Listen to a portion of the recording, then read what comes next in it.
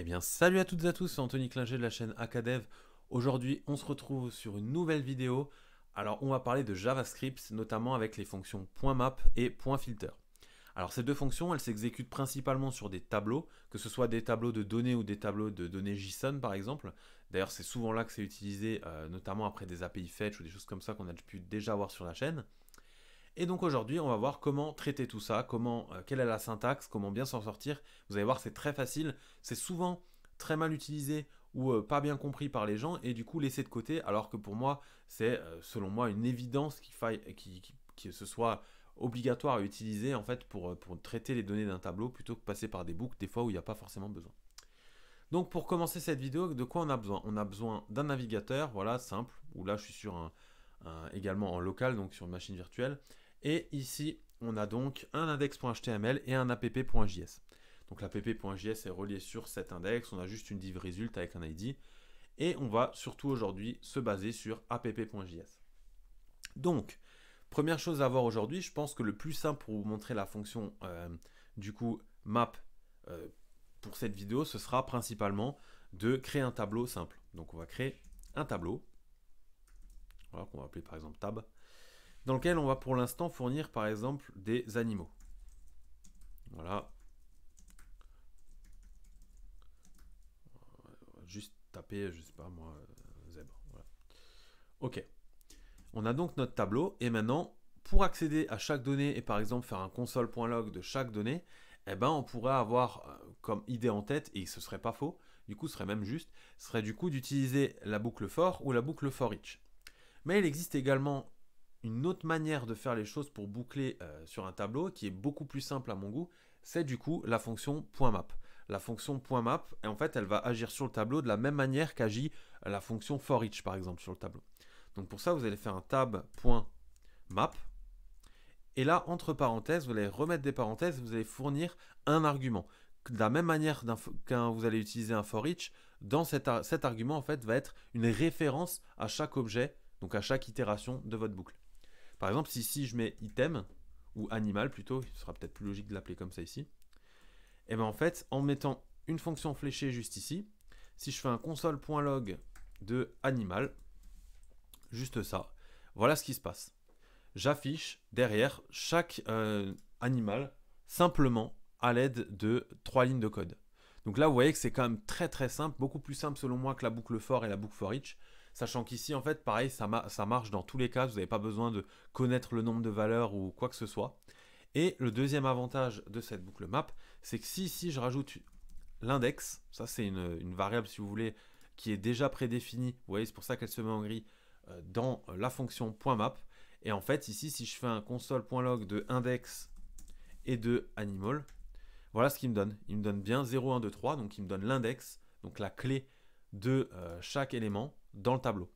Le gros avantage en utilisant ça, c'est qu'on va pouvoir du coup traiter derrière, si on veut par exemple uniquement les 3 premiers, les 5 premiers. Donc là par exemple, si je rajoute une petite condition if et qu'on veut que index soit inférieur à 2, par exemple, si on regarde bien notre console.log qui est déjà affiché dans la console, eh ben, théoriquement là, vu qu'on demande inférieur à 2, il nous devrait juste nous afficher chat et chien. Donc je vais effacer ce qu'on a dans la console, rafraîchir, et on a bien chien et chat. Voilà. Donc jusque là, normalement, rien de compliqué. Vous avez compris déjà le plus gros de la fonction map.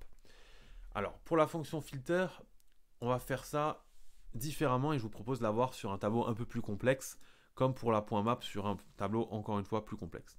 Donc pour ça, on va créer à nouveau un tableau, mais cette fois-ci avec plusieurs données, voilà, avec dedans du coup un nom, par exemple, peu importe, hein, un âge, donc en int, et là un genre, par exemple.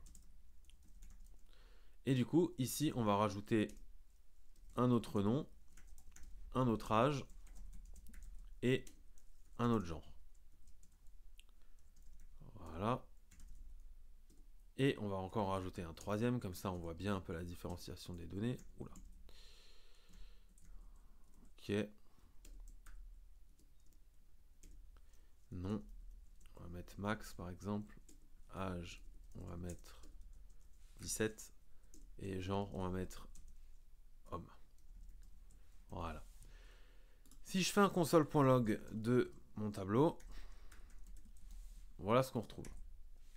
On a donc bien un listing en JSON de 3 éléments avec à chaque fois une clé nom, une clé âge, une clé genre et à chaque fois leur valeur qui est attribuée.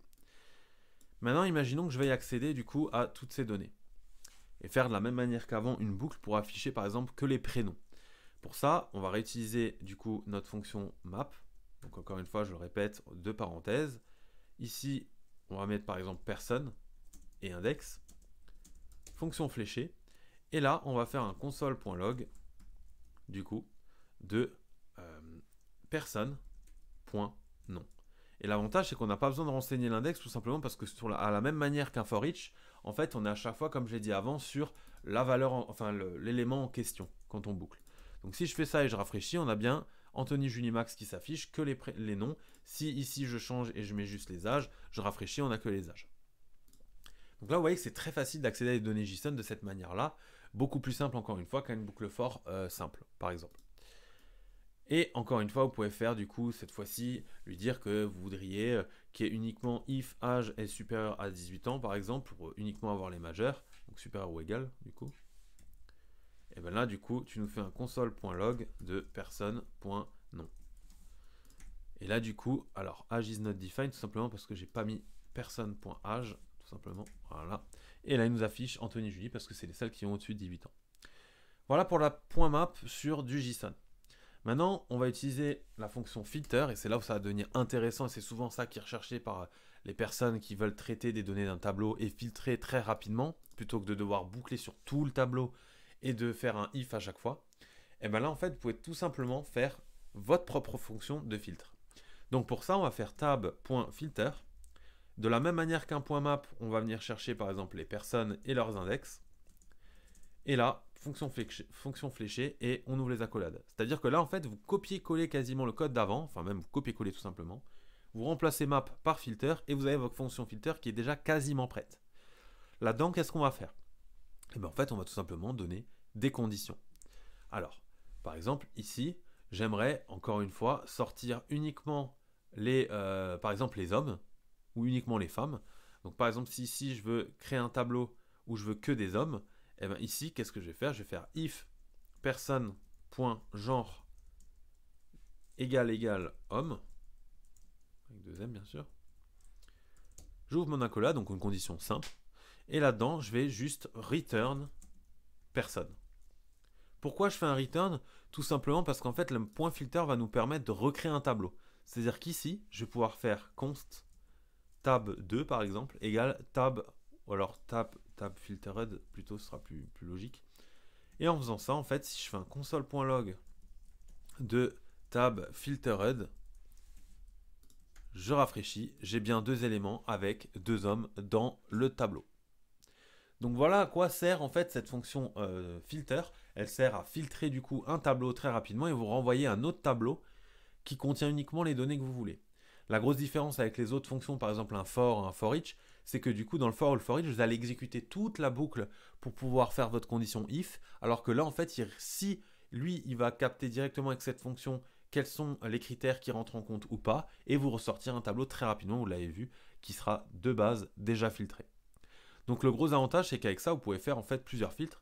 Par exemple, si là je veux les hommes qui ont uniquement qui sont majeurs, par exemple, je peux faire EE commercial, personne.âge, supérieur ou égal à 18. Et là, quand je rafraîchis, il me renvoie plus qu'une personne, Anthony, qui a 27 ans, parce que Max avait 17 ans et c'était un homme. Voilà. Vous pouvez autant agir d'ailleurs sur la personne, encore une fois, que sur l'index. C'est-à-dire que ici, si vous voulez faire par exemple index, if index supérieur à 1, par exemple, ou supérieur ou égal à 1 plutôt, ou à 0, voilà, comme ça c'est la même chose. Return personne, parce que c'est ce qu'on veut retourner, on veut retourner l'objet personne, c'est-à-dire ça finalement. Je rafraîchis et là j'ai deux personnes, j'ai Julie et Max parce qu'il a sauté le premier élément, parce que je lui ai dit de le faire, tout simplement. Donc voilà. Après, si vous avez des fonctions qui sont aussi simples que celle-ci, vous n'avez pas forcément besoin de faire l'accolade générale comme ceci. Voilà. Vous pouvez très bien, du coup, filtrer directement il me semble, je sais plus exactement comment on le fait du coup sans les accolades, mais je sais que vous pouvez le faire sur une même ligne. Il se peut que ce soit par exemple index supérieur à 0, return, un truc comme ça. Return. Ouais, non, c'est pas comme ça. Je sais plus comment on le fait, mais en tout cas, utiliser les accolades, c'est plus propre selon moi. Et du coup, voilà, vous pouvez au moins bien faire vos if, vos else, vos boucles même à l'intérieur si vous voulez. Et du coup, ce sera beaucoup plus simple. Donc voilà, c'était Anthony Klinger sur la chaîne Acadev. Si vous avez des questions, n'hésitez pas en commentaire, j'y réponds très rapidement comme d'habitude. Laissez un pouce bleu si ça vous a plu. Abonnez-vous à la chaîne pour ne rater aucune vidéo pour qui va suivre. Et on se retrouve dans une prochaine vidéo. Ciao tout le monde.